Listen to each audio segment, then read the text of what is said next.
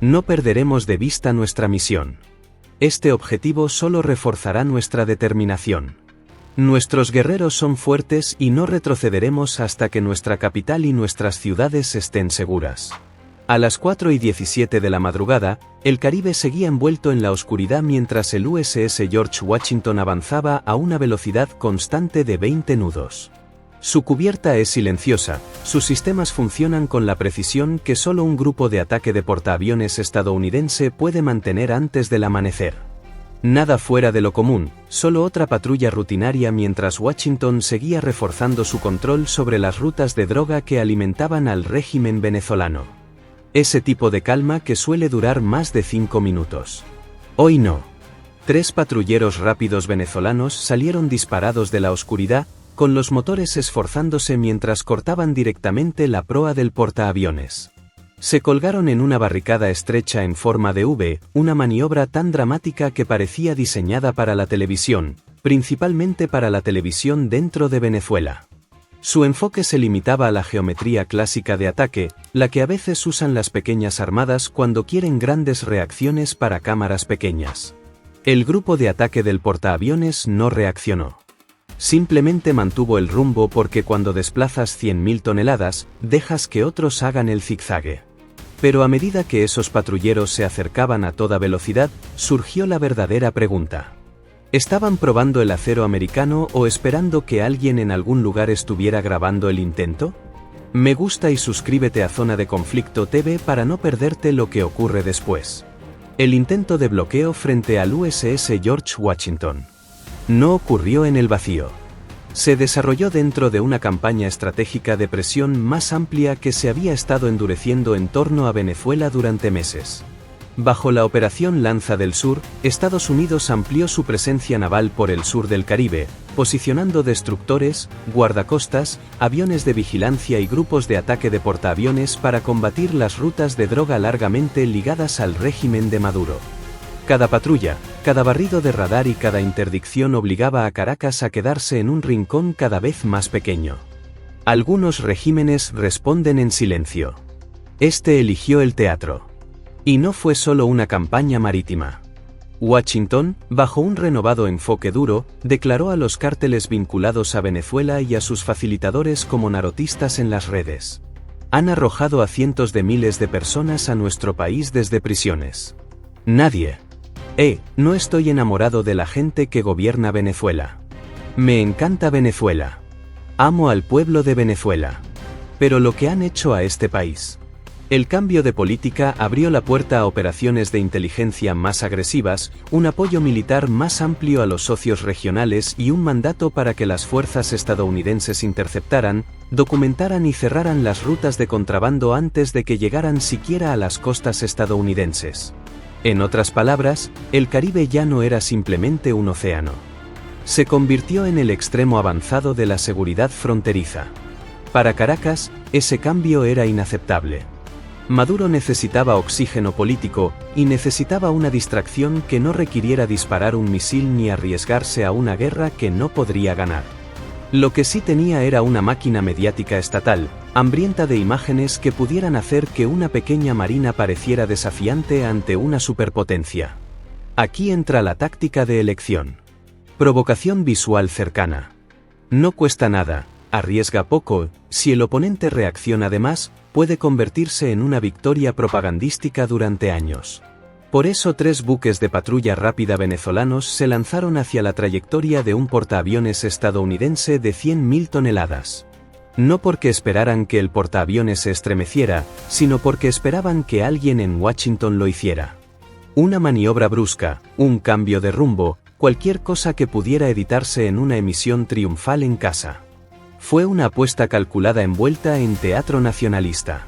Y como en la mayoría de las actuaciones arriesgadas, dependía de que la otra parte hiciera algo imprudente. Pero Estados Unidos no se dedica a proporcionar material de campaña gratuito a regímenes adversarios. Y eso supuso un desafío muy real para el grupo de ataque estadounidense. La Marina de los Estados Unidos tenía un poder de fuego abrumador. Destructores EIS, defensas aéreas en capas, helicópteros ASW y un portaaviones capaz de lanzar aviones de combate cada 30 segundos. En ese contexto, los patrulleros venezolanos eran poco más que objetos metálicos en una obra política. Sin embargo, a pesar de esa superioridad, los comandantes estadounidenses tuvieron que operar dentro de una paradoja. Tenían que demostrar fuerza sin darle a Caracas la reacción exagerada que buscaba. Si es demasiado blando, envía el mensaje equivocado a todos los cárteles, milicias y proxy de la región. Demasiado firme y Caracas gritaría encantado la agresión estadounidense en cada micrófono que encontrara. Aquí es donde entra en juego el instinto político de la política de la era Trump. La administración enfatizó la presión hacia adelante, la disuasión a través de la presencia y la idea de que Estados Unidos protege sus fronteras no solo en el Río Grande, sino en el Caribe antes de que el primer kilo de cocaína se acerque siquiera a 1000 millas de Florida. Un grupo de ataque de portaaviones que mantiene su rumbo bajo provocación no es solo una decisión naval. Es una declaración de postura nacional. Y Venezuela lo entendía. Por eso mismo se ordenó a sus patrulleras acercarse lo máximo posible sin disparar lo suficiente como para crear ruido.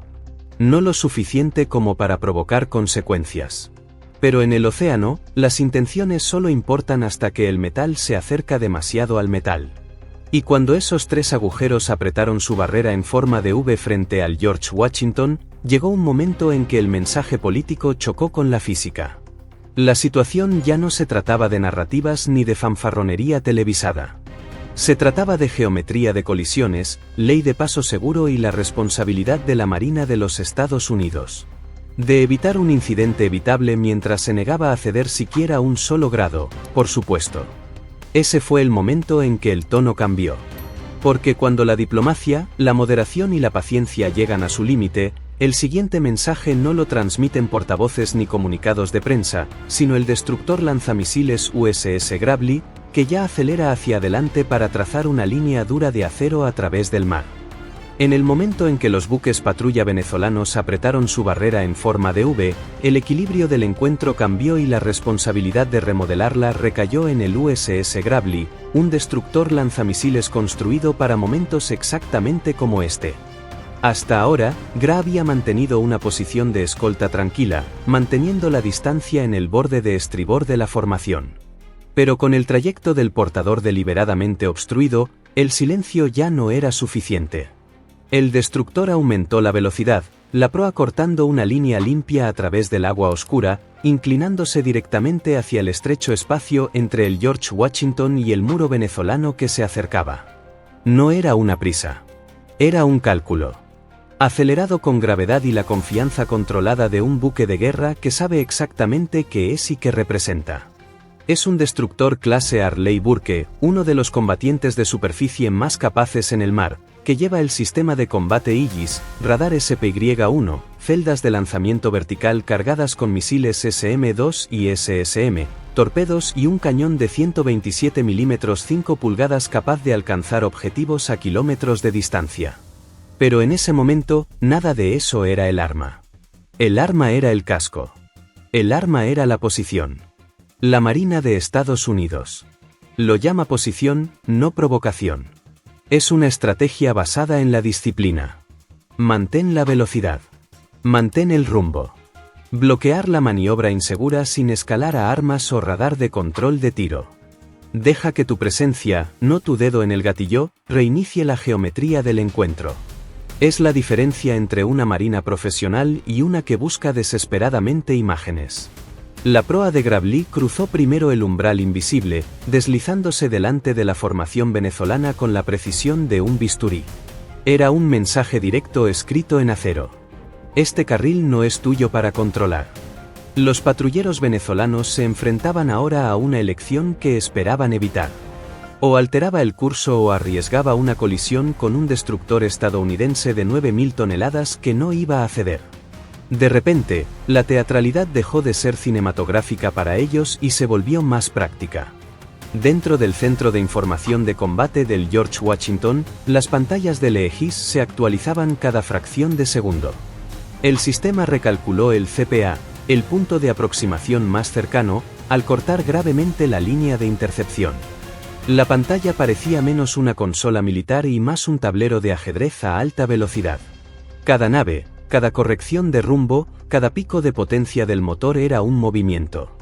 Algunos inteligentes, otros imprudentes y algunos que solo parecían valientes si ignorabas la física.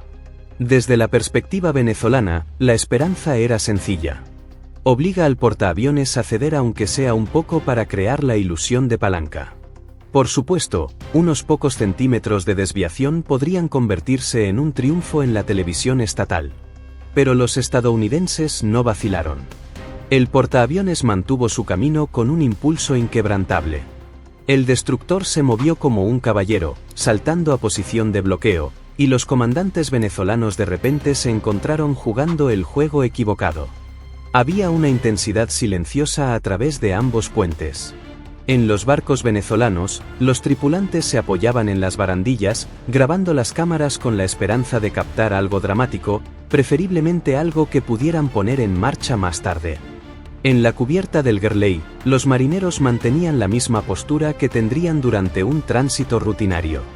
Sin pánico, sin voces alzadas, solo el profesionalismo de una tripulación que había realizado maniobras similares cerca de lanchas rápidas iraníes, interceptores chinos y patrulleros rusos.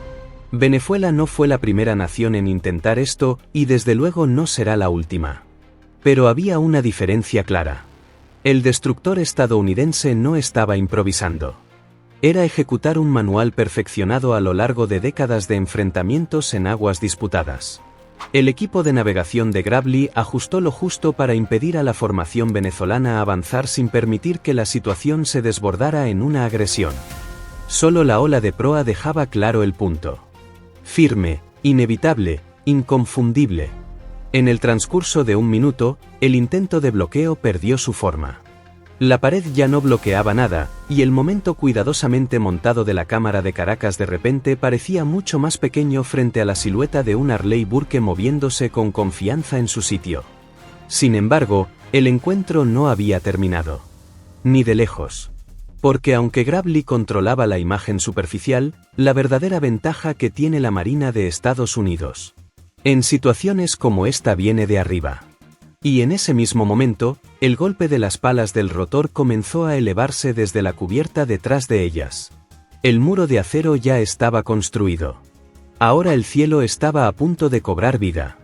Mientras el USS Gravely remodelaba el campo de batalla a nivel del mar, un tipo diferente de potencia se preparaba para entrar en combate. Uno que no dependiera de blindaje, tonelaje o olas de proa. El sonido fue lo primero. Un profundo golpe rítmico retumbó por la cubierta cuando el MH-60R Seahawk aceleró sus rotores. El helicóptero se elevó del destructor con la gracia constante de una máquina construida para la guerra, pero entrenada para la contención. Elevándose al aire antes del amanecer con un conjunto completo de herramientas que las marinas modernas temen mucho más que los cañones de los cañones.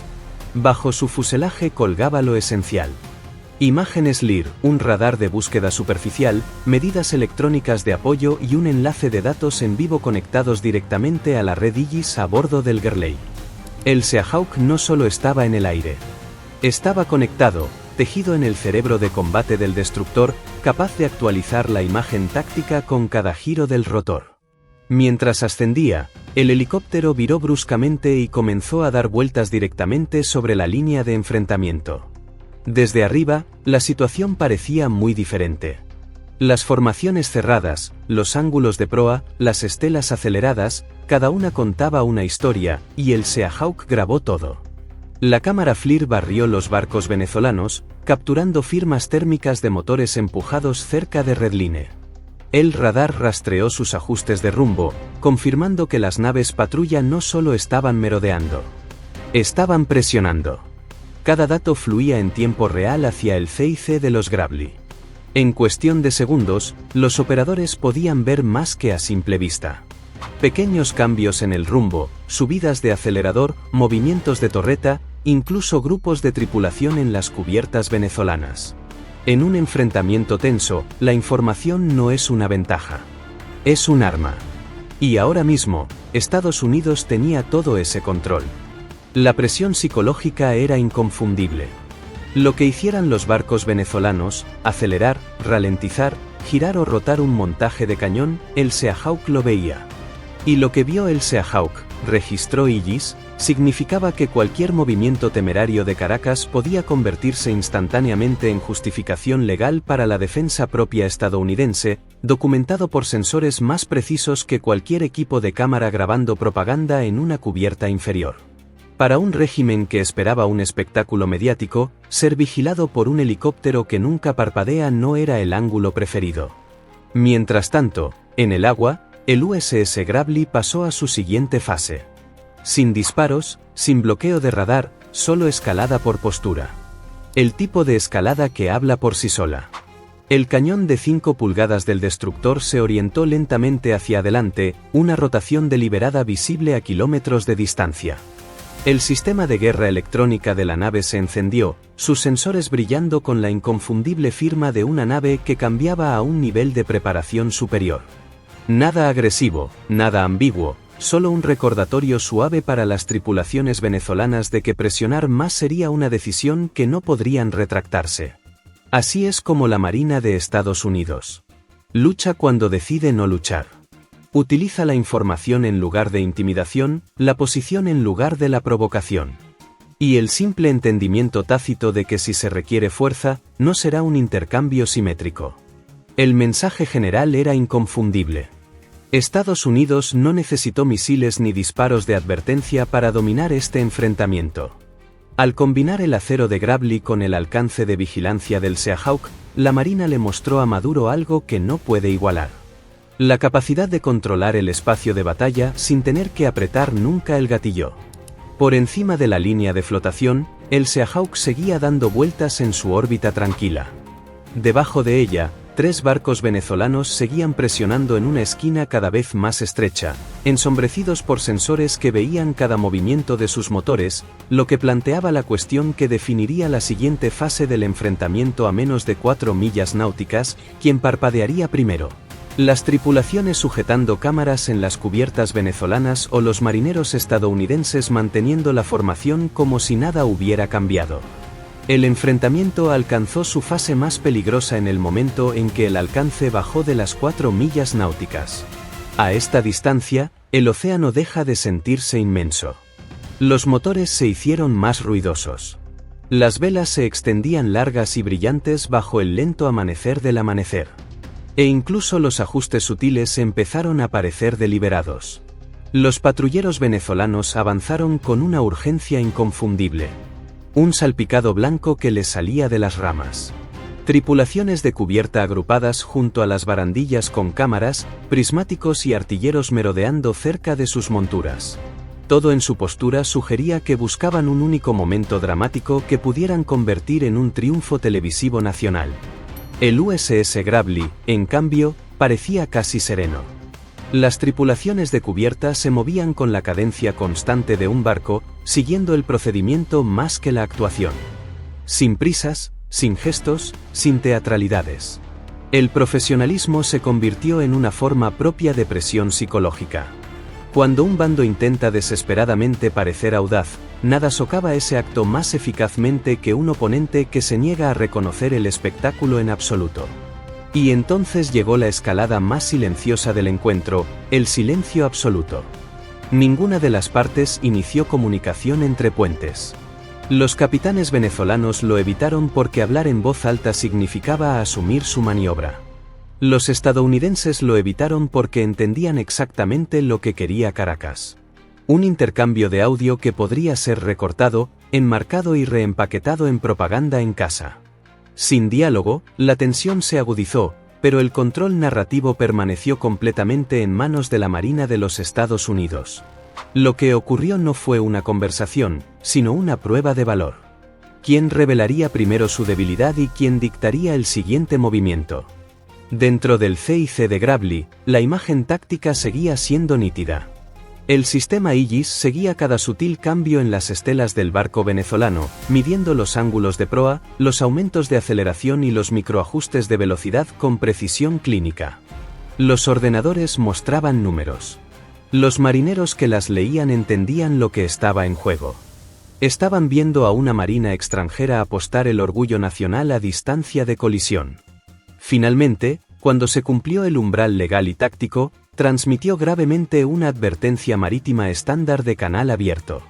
No nombrar ningún barco, no elevar su tono, simplemente marcar un límite procedimental claro. La formación estadounidense operaba legalmente en aguas internacionales, y los buques cercanos al grupo de ataque debían mantener una distancia segura. El mensaje no rompió la tensión, la cristalizó.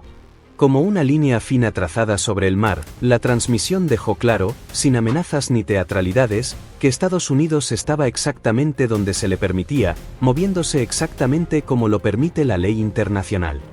Y en ese único acto silencioso, la responsabilidad de lo que ocurrió después pasó inconfundiblemente a los capitanes venezolanos que avanzaban desde la oscuridad. La respuesta de Venezuela evitó lo único que no podían controlar, la voz grabada. En su lugar, sus patrullas izaron banderas de señales. Un toque teatral claramente diseñado para el público en casa y no para ningún propósito operativo. Era el equivalente marítimo a gritar a una cámara mientras fingías no oír el micrófono que te ofrecen.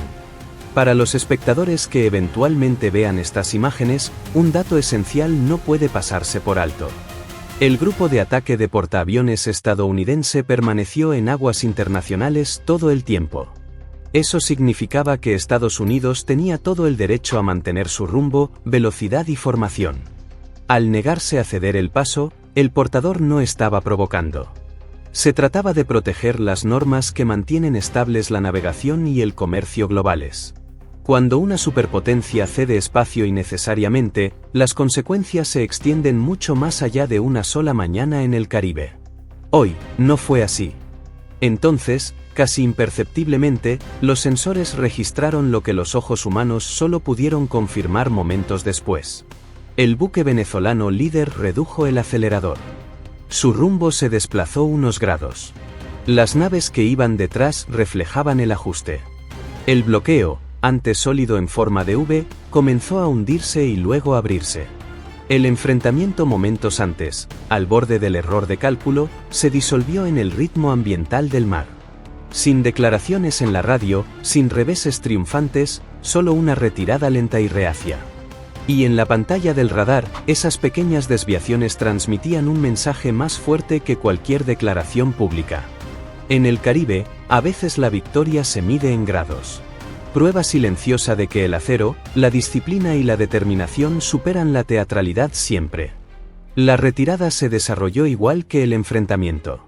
Silenciosa, deliberadamente y bajo la vigilancia de los sensores americanos registrando cada detalle. A medida que la formación venezolana se aflojaba, la antes rígida forma de V se hundió en una línea irregular. Un barco salió primero hacia afuera, luego otro, y después el último. Sus aceleradores se aflojaron, sus estelas se hicieron más escasas y la distancia entre ellos y el grupo de ataque estadounidense se ampliaba con cada minuto. No había banderas que señalaran la derrota, ni reconocimientos de radio, ni teatralidades en el canal abierto, solo tres siluetas que se alejaban de una pelea que sabían que ya no podían moldear. Para el USS George Washington y sus escoltas, esto no fue un momento de celebración. Era una confirmación. Confirmación de que la disciplina resiste más que la provocación y que un grupo de ataque de portaaviones puede desactivar una crisis sin tocar nunca su arsenal. Sin avisos de misiles, sin bengalas, sin maniobras forzadas. Estados Unidos había mantenido su rumbo de principio a fin, y la Marina venezolana se había apartado discretamente.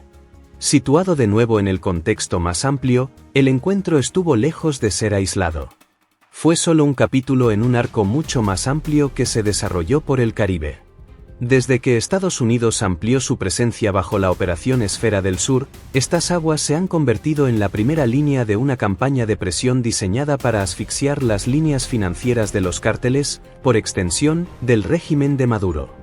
Los grupos de ataque de portaaviones, los guardacostas de la Guardia Costera, los aviones de patrulla P-8 y los destructores de la Marina que patrullan estas rutas no son solo cazando traficantes de drogas. Están desmantelando la economía en la sombra que mantiene a flote a los actores hostiles.